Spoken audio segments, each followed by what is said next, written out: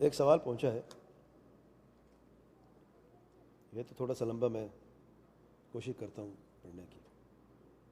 کہتے ہیں شب برات کی حقیقت اور فضیلت مفتی تقی عثمانی صاحب دام اقبالہ، ماہنامہ بلاغ اگست 2010 سے لیا گیا ہے۔ شب برات کی فضیلت کی حقیقت، کہتے ہیں شب برات کے بارے میں یہ کہنا بالکل غلط ہے کہ اس کی کوئی فضیلت حدیث سے ثابت نہیں۔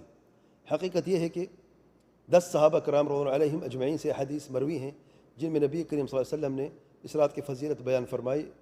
ان میں سے بعض احادیث سند کے اعتبار سے بے شک کچھ کمزور ہیں، اور ان احادیث کے کمزور ہونے کی وجہ سے بعض علماء نے یہ کہہ دیا کہ اس رات کی کوئی فضیلت، کہ اس رات کی فضیلت بے اصل ہے۔ لیکن حضرات محدثین اور فقہا کا یہ فیصلہ ہے کہ اگر ایک روایت سند کے اعتبار سے کمزور ہو لیکن اس کی تائید بہت سی احادیث سے ہو جائے تو اس کی کمزوری دور ہو جاتی ہے۔ اور جیسا کہ میں نے عرض کیا کہ 10 صحابہ کرام سے اس کی فضیلت میں روایات موجود ہیں، لہٰذا جس رات کی فضیلت میں 10 صحابہ کرام سے روایات مروی ہوں اس کو بے بنیاد اور بے اصل کہنا بہت غلط ہے، یہ بات ہی غلط ہے۔ محدثین کا ذکر کیا ہے، فقہا کا ذکر کیا ہے، اور ایک اصل کی بات کی ہے کہ علمی بات یہ ہے اور اصل بات یہ ہے، یہ بات بالکل غلط ہے۔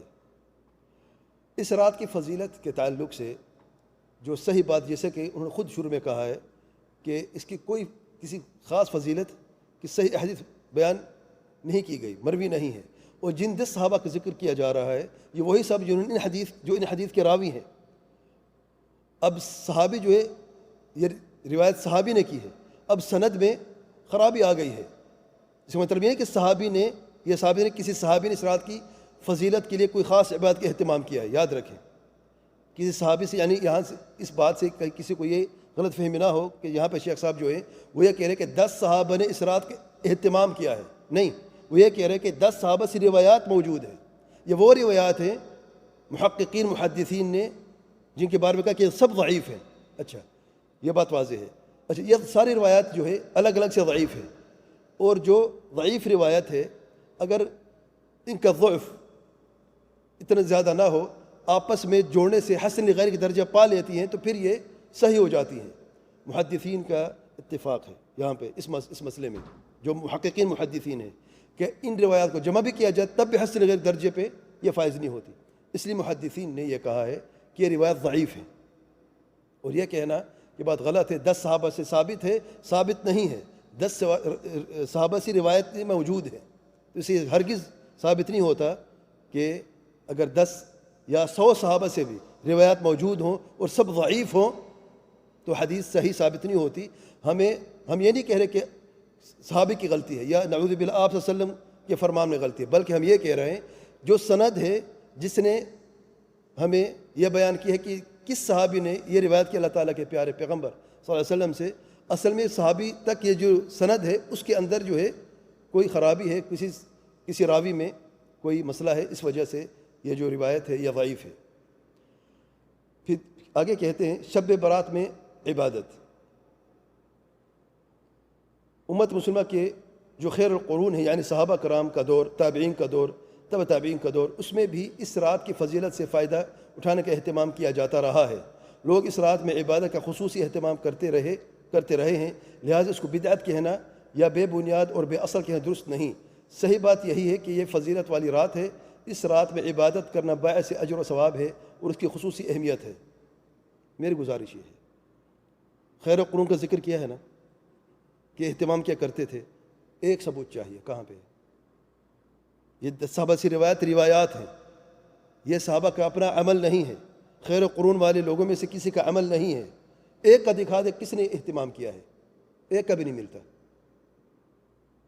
اگر سلف میں سے کسی کا عمل مل جاتا تو حدیث صحیح نہیں، لیکن سلف کا عمل تو ہے، تب بھی ہم کہتے کہ یہ درست ہے، لیکن وہاں پر بھی کسی کا عمل نہیں ملا۔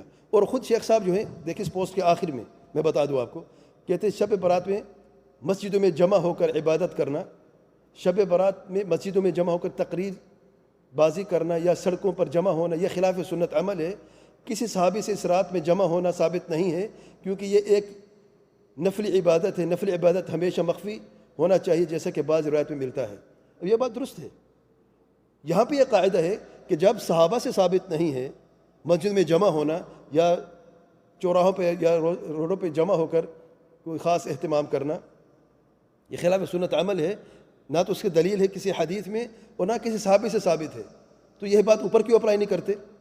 عبادت کے اہتمام جب ان سے ثابت نہیں ہے، سلف میں سے، خیر و قرون میں سے، یہ تو بیان کیا ہے شیخ صاحب نے کہ انہوں نے کیا ہے، لیکن ایک بھی یہاں پہ روایت نہیں پیش کی کہ کس صحابی نے یا کس تابعی نے، اتباع تابعین، کس عالم نے، کس محدث نے، فقہاء اربعہ میں سے، کیا امام ابو حنیفہ سے ثابت ہے، کیا امام مالک، شافعی، امام احمد بن حنبل سے ثابت ہے؟ اس کا ذکر نہیں کیا۔ پھر آگے کہتے ہیں عبادت کا کوئی خاص طریقہ مقرر نہیں، یہ بات بھی درست ہے، کہتے ہیں البتہ یہ بات درست ہے کہ اس رات میں عبادت کا کوئی خاص طریقہ مقرر نہیں کہ فلاں طریقے سے عبادت کی جائے، جیسے کہ بعض لوگوں نے اپنی طرف سے ایک طریقہ گھڑ کر یہ کہہ دیا کہ شب برات میں اس خاص طریقے سے نماز پڑھی جاتی ہے، مثلا پہلی رکعت میں فلاں صورت اتنی مرتبہ پڑھی جائے، دوسری رکعت میں فلاں صورت اتنی مرتبہ پڑھی جائے، وغیرہ وغیرہ۔ اس کا کوئی ثبوت نہیں، یہ بالکل بے بنیاد بات ہے، بالکل نفلی، بلکہ نفلی عبادت جس قدر ہو سکے وہ اس رات میں انجام دی جائے، نفل نماز پڑھیں، قرآن کریم کی تلاوت کریں، ذکر کریں، تسبیح پڑھیں، دعائیں کریں، یہ ساری عبادتیں اس رات میں کی جا سکتی ہیں، لیکن کوئی خاص طریقہ ثابت نہیں۔ ہم یہ کہتے ہیں کوئی خاص طریقہ ثابت بھی نہیں ہے اور خاص کوئی عبادت بھی ثابت نہیں ہے۔ آپ کی بات درست ہے کہ کوئی خاص طریقہ ثابت نہیں ہے، یہ ٹھیک ہے، لیکن خاص عبادت کہاں ثابت ہے؟ جب طریقہ ثابت نہیں اور خاص طریقہ نہیں اپنانا چاہیے، جب اصل عبادت بھی ثابت نہیں تو اس کو عبادت کرنا کہ کہاں اور کیسے جائز ہے؟ کہ شب برات پہ قبرستان جانا، اس رات میں ایک اور عمل ہے جو کہ روایت سے ثابت ہے، وہ یہ کہ حضور نبی کریم صلی اللہ علیہ وسلم جنت بقیع میں تشریف لے گئے۔ اب چونکہ حضور صلی اللہ علیہ وسلم اس رات میں جنت بقیع میں تشریف لے گئے، اس لیے مسلمان اس بات کا اہتمام کرنے لگے کہ شب برات میں قبرستان جائیں۔ لیکن میرے والد ماجد حضرت مفتی محمد شفیع صاحب قدس اللہ سرہ ایک بڑی کام کی بات بیان فرمایا کرتے تھے جو ہمیشہ یاد رکھنی چاہیے۔ فرماتے تھے کہ جو چیز رسول کریم صلی اللہ علیہ وسلم سے جس درجے میں ثابت ہو اس درجے میں اسے رکھنا چاہیے۔ دیکھیں یہ بات درست ہے، یعنی جو سنت میں ثابت ہے اس پہ ویسے عمل کریں جیسے کہ سنت میں ثابت ہے۔ لیکن کیا سنت میں ثابت ہے کہ اللہ تعالیٰ کے پیارے پیغمبر صلی اللہ علیہ وسلم ہر شب برات میں بقیع جایا کرتے تھے؟ ایک مرتبہ کیا ہے۔ اچھا آگے وہ خود بھی کہتے ہیں، کیا صحابہ کرام میں سے کسی نے کیا؟ صحابہ کرام دین کو سب سے بہترین سمجھنے والے ہیں۔ اگر اللہ تعالیٰ کے پیارے پیغمبر صلی اللہ علیہ وسلم کا بقیع میں جانا اس رات میں، اگرچہ ہم کہتے ہیں ثابت بھی ہے، تو کیا صحابہ کرام نے اس سے یہ اخذ کیا ہے کہ اس رات میں قبرستان میں جا کر زیارت کرنا باعث اجر و ثواب ہے؟ اگر ثابت ہو تو کم سے کم ایک صحابی تو کرتا، کی ثابت نہیں ہے۔ وہ شیخ صاحب خود بھی فرماتے، کہتے ہیں اس سے آگے نہیں بڑھنا چاہیے، لہذا ساری حیات طیبہ میں رسول کریم صلی اللہ علیہ وسلم ایک مرتبہ جانا مروی ہے۔ چونکہ ایک مرتبہ جانا مروی ہے، اس لیے تم بھی اگر زندگی میں ایک مرتبہ چلے جاؤ تو ٹھیک ہے، لیکن ہر شب برات میں جانے کا اہتمام کرنا، التزام کرنا اور اس کو ضروری سمجھنا اور اس کو شب برات کے ارکان میں داخل کرنا، اس کو شب برات کا لازمی حصہ سمجھنا اور اس کے بغیر یہ سمجھنا کہ شب برات نہیں ہوئی، یہ اس کو اس کے درجے سے آگے بڑھانے والی بات ہے۔ دیکھیں یہ بات درست ہے، لیکن اس کو پورا مکمل طریقے اپلائی کیوں نہیں کرتے ہر بات پہ؟ یہ عجیب تضاد ہے، سبحان اللہ۔ شعبان کا روزہ، کہتے ایک مسئلہ شب برات کے بعد والی دن یعنی 15 شعبان کے روزے کا ہے، اس کو بھی سمجھ لینا چاہیے۔ وہ یہ کہ سارے ذخیرہ حدیث میں اس روزے کے بارے میں صرف ایک روایت میں ہے کہ شب برات کے بعد والے دن روزہ رکھو، لیکن یہ روایت ضعیف ہے، سبحان اللہ۔ لہٰذا اس روایت کی وجہ سے خاص 15 شعبان کے روزے کو سنت مستحب قرار دینا بعض علماء کے نزدیک درست نہیں۔ البتہ پورے شعبان کے مہینے میں روزہ رکھنے کی فضیلت ثابت ہے، لیکن 28 اور 29 شعبان کو حضور کریم صلی اللہ علیہ وسلم نے روزہ رکھنے سے منع فرمایا ہے کہ رمضان سے 1-2 روز پہلے روزہ مت رکھو تاکہ رمضان کے روزوں کے لیے انسان نشاط کے ساتھ تیار رہے۔ بالکل بات درست ہے، بالکل بات ٹھیک ہے۔ دیکھیں یہاں پر ضعیف حدیث ہے، یہ نہیں فرمایا کہ ضعف دوسری روایتوں سے منجبر ہو جاتے ہیں، صحیح ہو جاتی ہے۔ 15 شعبان کے دن جو ہے اس میں روزہ رکھنا جو ہے، جو روایت ہے وہ ضعیف روایت ہے، یعنی روزہ رکھے کوئی اہتمام نہیں ہے۔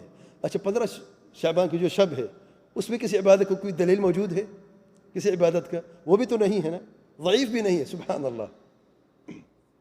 یعنی خاص عبادت میں بات کر رہا ہوں، اور یہ بات رمضان سے 1-2 دن پہلے جو ہے روزہ رکھنا وہ معنی بالکل صحیح ہے، اللہ تعالیٰ کے پیارے پیغمبر صلی اللہ علیہ وسلم نے منع فرمایا ہے. اور پورے شعبان کے روزے رکھنا یا اکثر شعبان کے روزے رکھنا جو ہے یہ سنت سے ثابت ہے، لیکن خاص 15ویں شعبان کے روزے رکھنے کی جو دلیل ہے وہ ضعیف. اچھا، ایک مسلمان ہے، ایک مسلم ہے، وہ پورے شعبان کا روزہ رکھنا چاہتا ہے، جائز ہے کہ نہیں؟ جائز ہے. اکثر شعبان کا روزہ رکھنا چاہتا ہے، جائز ہے؟ جائز ہے. وہ روزے رکھتا آیا ہے اور 15 شعبان کا دن جمعرات ہے مثال کے طور پہ، رکھے گا کہ نہیں رکھے گا؟ اس کی عادت ہے وہ رکھے گا، لیکن خصوصی طور پہ 15 شعبان کا اہتمام کر کے روزے رکھنے کی کوئی دلیل نہیں ہے. پھر آخر میں وہی بات کہتے ہیں، شب برات مسجدوں میں جمع ہو کر عبادت کرنا، شب برات مسجدوں میں جمع ہو کر تقریر بازی کرنا یا سڑکوں پر جمع ہونا، یہ خلاف سنت عمل ہے. کسی صحابی سے اس رات میں جمع ہونا ثابت نہیں ہے، کیونکہ یہ ایک نفل عبادت ہے. نفل عبادت ہمیشہ مخفی ہونا چاہیے، جیسے کہ بعض روایت میں ملتا ہے. واللہ اعلم، یہ بات بالکل درست ہے. واللہ اعلم. سبحانک اللہم و بحمدک، اشہد ان لا الہ الا انت، استغفرک و اتوب